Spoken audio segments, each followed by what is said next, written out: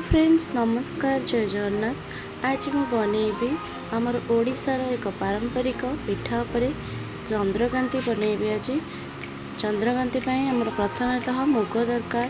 देखो मुग को मु 6 ରୁ 7 घंटा एमती बतुरे नहीं एटा चोपा बनई मुगटा को एबे मु चोपा भल से छड़े धोई नहीं। एबे चलतु प्रथम आम ग्राइंडिंग करनवा। देखो मिक्सचर जार रे ग्राइंडर जार रे मैं मुग तक देती अल्प अल्प तादेह चोपा अच्छी चोपा एमती रही चलो। देखो मु भल भाव ग्राइंड कर नहीं आसली आतरे देखा केमिति को टाइप हो। देखो ये टाइप पूरा भल से आमर चिकण हो जाए। आम साइड करनवा। देखो पिठाटी को आमर जो आम बाटिचे मुगर जो बटा टी साइड करने एबे मो कड़ाई रे अल्प पानी देदेली। देखो आपण मैंने आपण मेजरमेंट अनुसार पानी ने जो थे भी हो कप्रे हो ग्लास रे हो गिनारे हो से आपण पानी देबे। तापरे मुझे चीनी देदेली।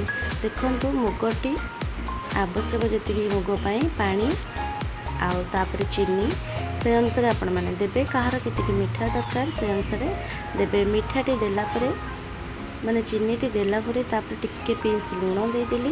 ताको एबे फुटिबा छाड़ीदेली।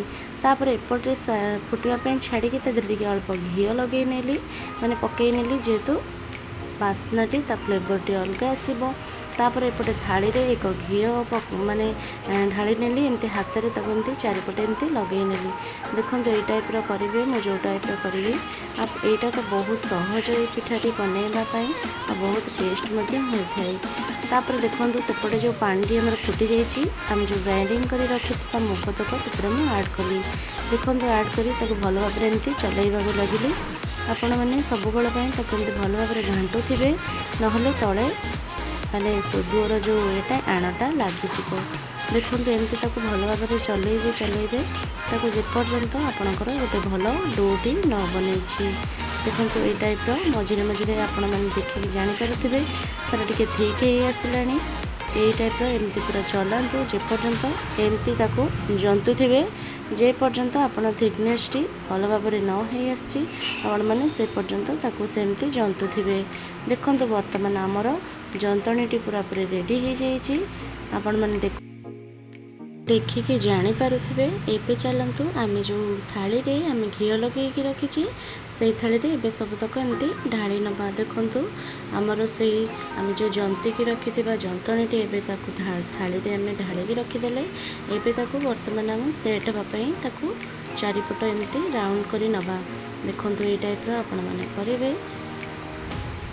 तापरे अल्प किछि एमती साइज कर नेला परे तापरे अल्प किछि घी आपण मैंने हाथ रे लगे नियंतु।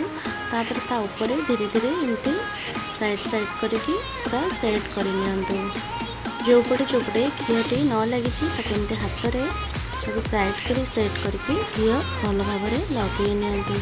कारण आम तले भी घी देते थाली रे हमर बढ़िया पागे भी सेट धरी आसला से आपे आपे भी छाड़ीज। बर्तमान आम छुरी साहाଯ୍य काटिबा।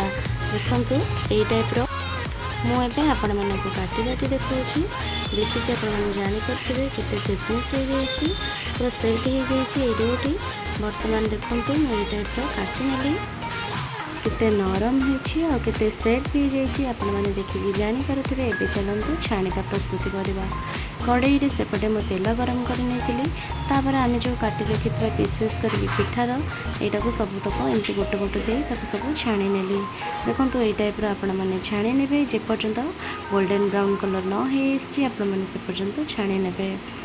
ये पिठाटी ये टाइप आपण मैंने करंतु देखिए बहुत सहज और बहुत टेस्ट लगे खाया को। ये आमर जी ना जी दम खाइबारे भी से दम थाए। तो यहीटा को आपण मैंने करंतु घर समस्त खुआंतु रज स्पेशल बनातु आ मते कमेंट सेक्शन में जनातु ये पिठाटी केमिति लागिला।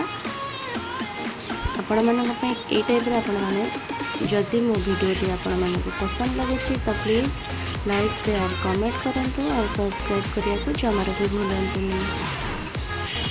यही टाइप रेसिपी देखो एपटे आमर पिठाटी भल भाव गोटे पट गोल्डन कलर हो जाइए। आम बर्तमान आर पट को एमती बुले ना।